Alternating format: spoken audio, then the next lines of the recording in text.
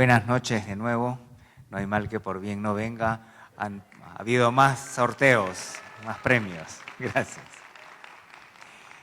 El día de hoy vamos a hablar de un tema que el comité organizador lo eligió muy bien y es el de la búsqueda de la identidad peruana.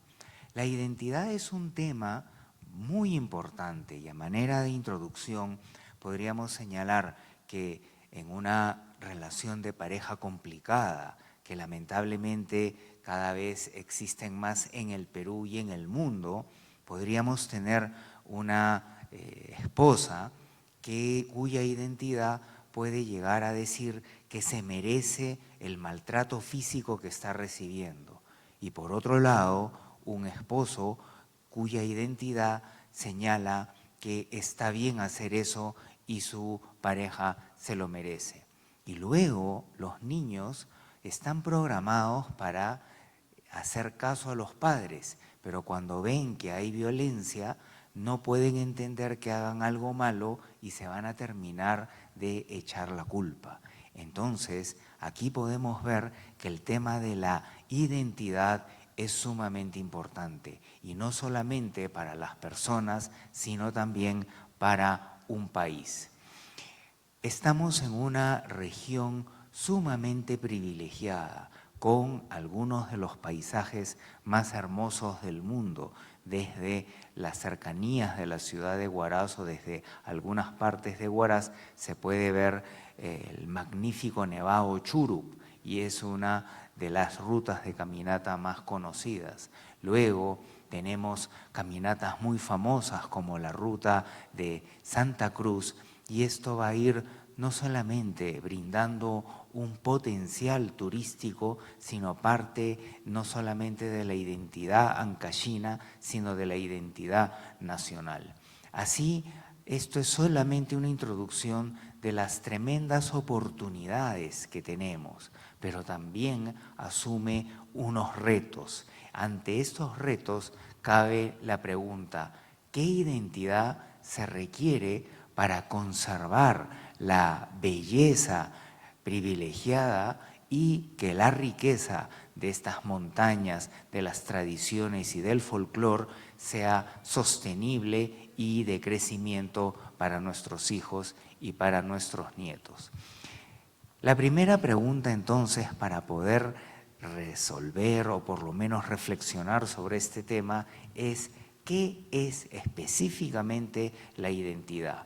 Y ya habíamos estado señalando que la identidad puede ser algo negativo. Obviamente que esto no es identidad, más se acerca a lo que llamaríamos complejo. Pero para resolver esta pregunta ya habíamos señalado que existe una identidad personal, pero también vamos a tener actitudes hacia la nación, hacia nuestro país, que la comida peruana es la mejor del mundo y que nuestros políticos están en el lado opuesto, entre otros. Y la intersección entre esa identidad personal y las actitudes que tenemos hacia el país es lo que va a generar esta identidad nacional.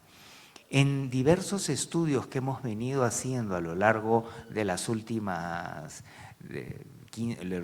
15 años, encontramos que si le preguntamos a una muestra representativa de peruanos en el ámbito nacional, urbano y rural, va a resaltar una serie de características y voy a resumir 6 de ellas en 2 paquetes de 3. Primero, que somos muy buenos aconsejando, con la mejor de las voluntades y aunque no se nos haya solicitado el pedir consejo.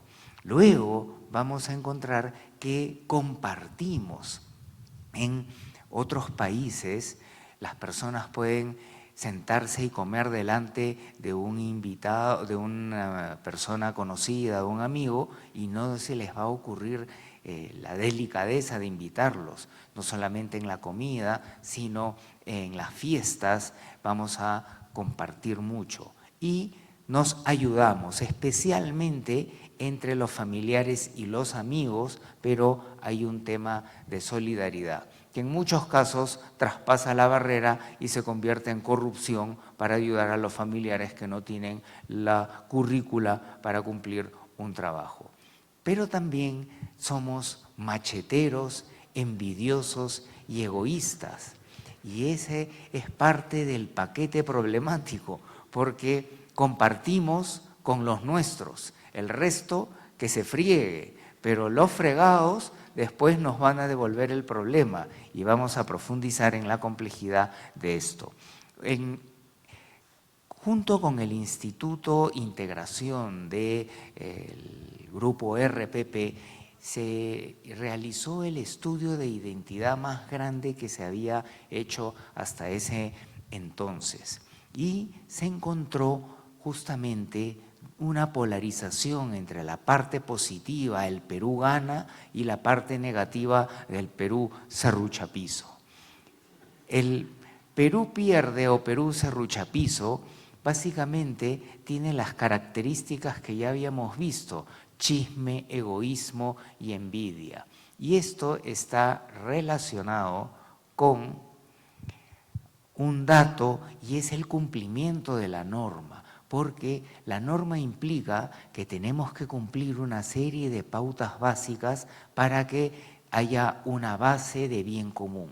Y como podemos ver en esta estadística, el Perú está en la región como el país más faltoso en cuanto a normas, por lo menos.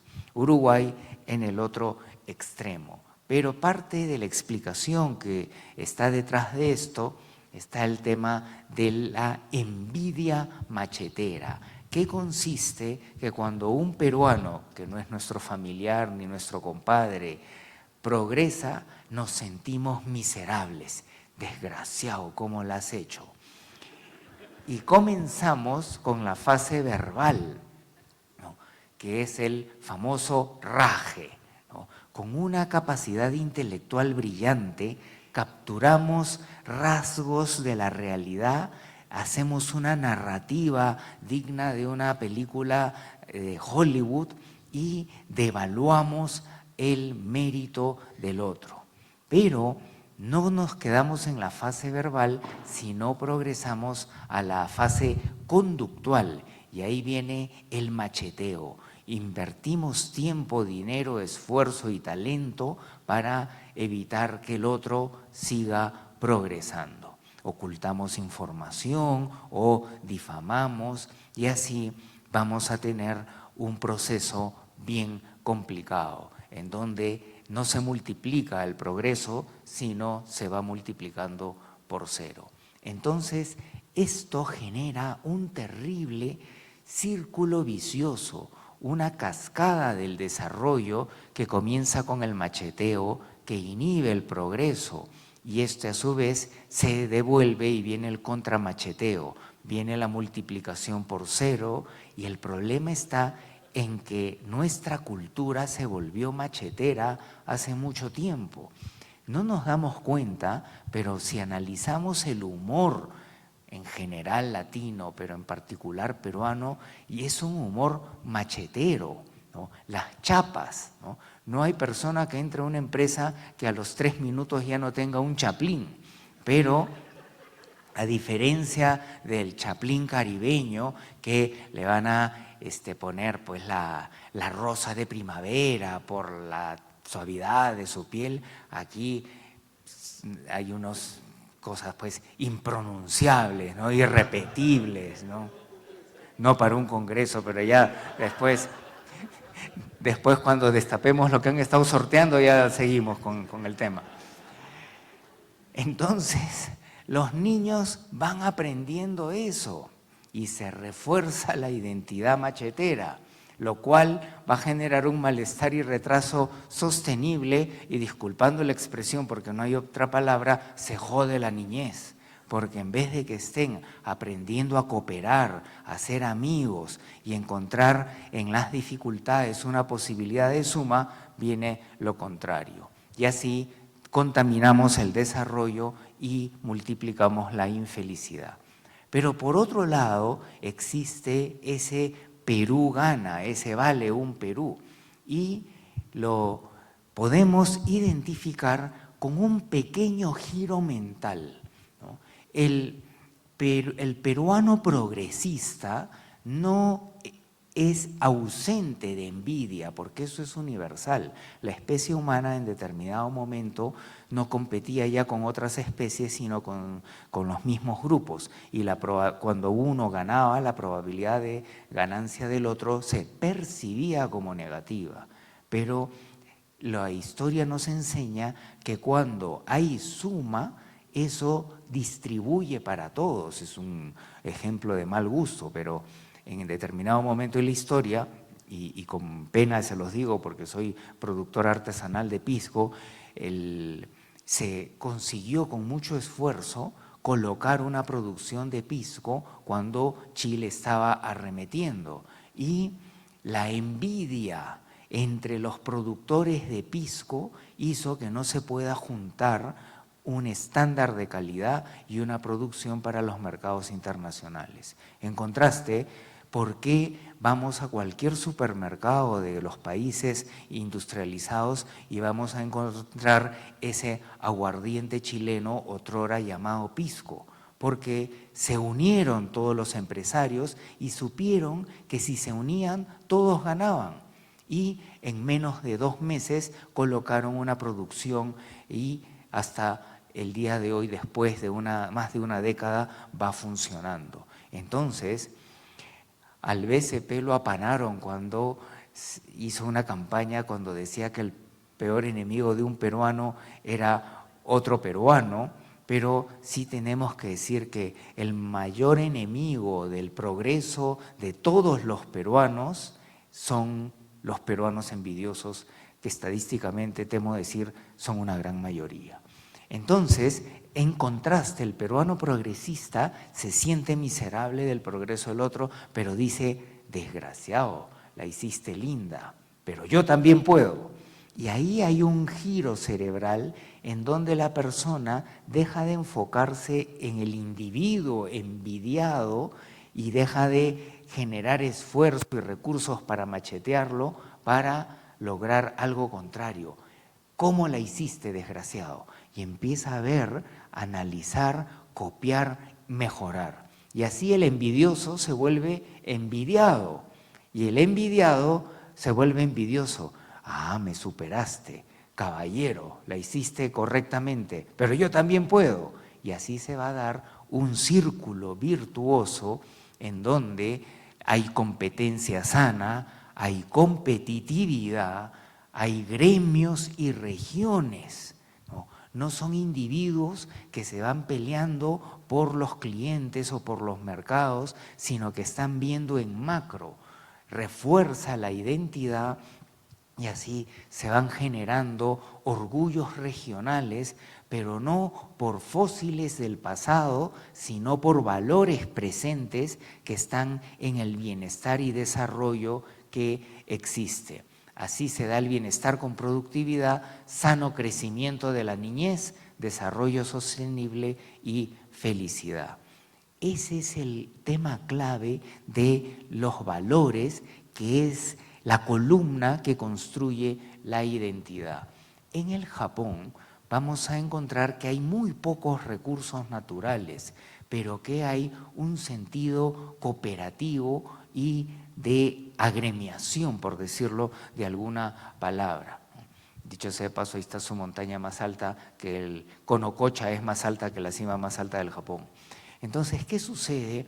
Va a haber un desarrollo industrial y empiezan a haber excedentes. Y las fábricas como Toyota organizan a ese grupo de excedentes para que se vuelvan proveedores. Y así, en vez de encontrar las 1000 formas de conflicto que puedan surgir, van a encontrar las 1000 formas de mantenerse unidos. Y esto que va a evitar que, en contraste de la cantidad espeluznante de conflictos sociales que hay en el Perú, cómo es la huelga al estilo japonés, cómo es la protesta social, a la hora que tienen que dejar de trabajar, no se van y siguen trabajando para poder producir más. ¿Cuál es el reto? Y esta es una foto a un nieto de Guaracinos y un personaje muy querido que ha vivido mucho tiempo en Huaraz, Richard Hidalgo, que ha sido un buen colaborador de nuestros grupos de investigación y un buen amigo, y que representa ese espíritu peruano de el reto, de no solamente conquistar las montañas más difíciles que hay en la Cordillera Blanca, sino también en el Himalaya. Un reconocimiento póstumo a Richard en esta ocasión. Entonces, el reto está en la persona, pero también en las personas que forman parte del recurso humano. Y esta es una audiencia muy privilegiada porque en vuestras manos está parte del desarrollo de estas técnicas, y si logramos una suerte de gestión al estilo peruano, comenzando por una región, hay perspectivas extraordinarias. Es mundialmente famoso el estilo de gestión de calidad del Japón. También fue en su momento algo opuesto a la reingeniería al estilo gringo, pero tenemos en nuestro país un enorme potencial para el desarrollo del bienestar de las personas e ir construyendo una identidad empresarial, regional y nacional positiva. Para esto quisiera mencionar los temas que la investigación psicológica identifican como principales para que una persona deje la identidad negativa, es decir, el complejo, el estar rajando de que no hay oportunidades y que mi poco progreso se debe a los demás, y que asuma una identidad progresista. Angela Lee es una investigadora de la Universidad de Pensilvania y ha producido las investigaciones más notables acerca de lo que predice el rendimiento de los estudiantes y los trabajadores en diferentes áreas. Y lo fascinante que encuentra es que no es el coeficiente intelectual, ¿no? Porque todos nos creemos inteligentes, pero en la realidad no todos tenemos una inteligencia elevada. Entonces, si no es la inteligencia, es algo democrático que está en nuestras manos. Y no podemos quejarnos de, porque no nací con unos padres medio genios, no puedo progresar. Tampoco es el nivel socioeconómico de los padres, ni el nivel socioeconómico de la persona.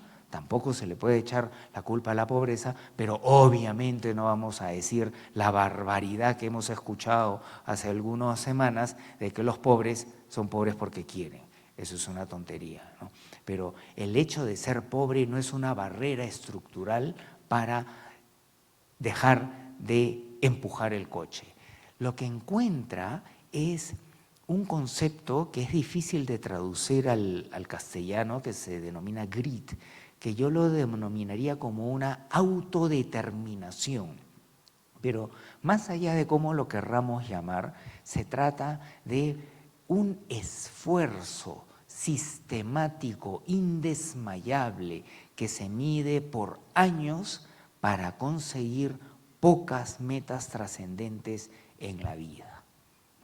A veces nos distraemos con 25 riquezas regionales, pero, por ejemplo, algunos países con muchos menos recursos que el Perú se enfocaron en un tema y lo trabajaron por décadas, y teniendo menos recursos que nuestro país, ahora tienen muchos millones más de, por decir un elemento, turistas que el Perú. Otro elemento y sumamente importante es el de la autorregulación, ¿no? Esto lo deberíamos de enseñar desde el jardín de infancia y no abandonarlo ni siquiera en la universidad.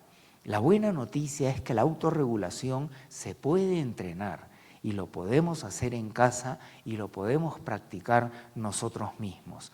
Se trata básicamente de la capacidad de no reaccionar, de no estar en piloto automático, porque en la vida cotidiana, más temprano que tarde, algo nos va a fastidiar y ese fastidio va a generar una reacción en cadena y vamos a terminar peleándonos hasta con los hermanos y hasta con los padres, y después nos vamos a dar cuenta, pero muchas veces los platos rotos no van a estar con las piezas completas.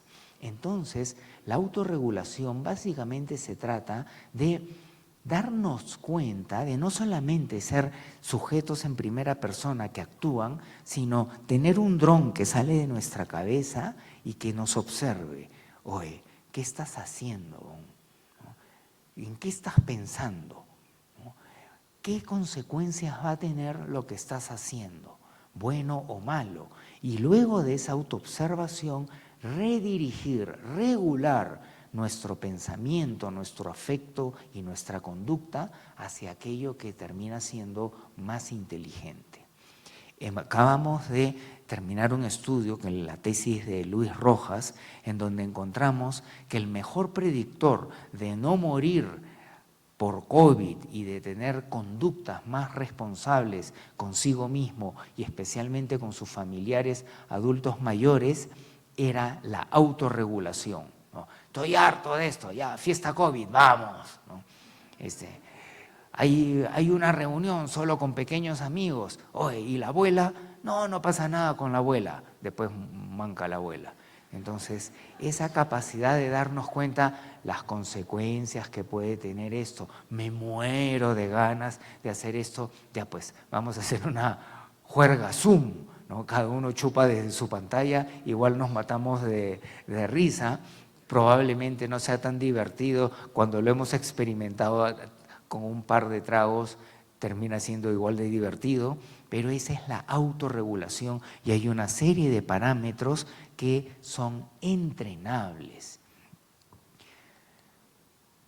Y no solamente esto ayuda a las personas, los estudios encuentran que los sujetos que tienen más autorregulación tienen más éxito en los estudios, más éxito como empleados o como comerciantes, y van a tener mejores relaciones de pareja y van a criar mejor a los hijos, porque se van a gritonear menos y va a haber mayor comunicación y diálogo. Pero no solamente ocurre esto en la familia, sino observemos que en la década de los años 1960, Corea del Sur, Singapur, no está Malasia acá, pero Malasia deben estar en la cola, y Perú tenían más o menos la misma situación de desarrollo económico y de identidad y valores.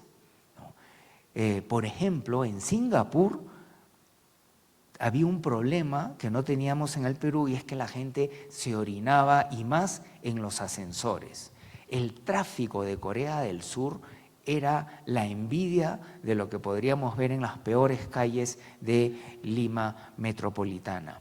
Y detrás de esto han habido muchos factores que no tendremos tiempo de discutir, pero uno central fue el que hicieron un plan de valores nacionales y reforzaron su identidad. Por ejemplo, Corea decía, nunca le vamos a poder ganar a los japoneses porque estos son demasiado trabajadores. Hicieron un plan nacional de valores con un lema que se llamaba No Golf. ¿Qué quería decir eso? Que se sabía que los japoneses trabajan mucho, pero les encanta el golf. Entonces, el concepto, no quiero decir que esto sea bien para el bienestar, ya, pero por lo menos para el progreso y por lo menos como ejemplo de valores, dijeron, los japoneses son maniáticos para trabajar, nosotros más, porque en vez de ir a jugar golf, vamos a seguir trabajando. Y en las fábricas de Hyundai, de hace algunas décadas, Hyundai era un auto ecológico pionero porque se autodestruía solo, pero pusieron Toyotas Corollas en el centro de la línea de producción y decían, ese es el objetivo. Y no solamente lo vamos a igualar, sino superar. Y mucha gente se reía, pero ahora el tema es básicamente diferente.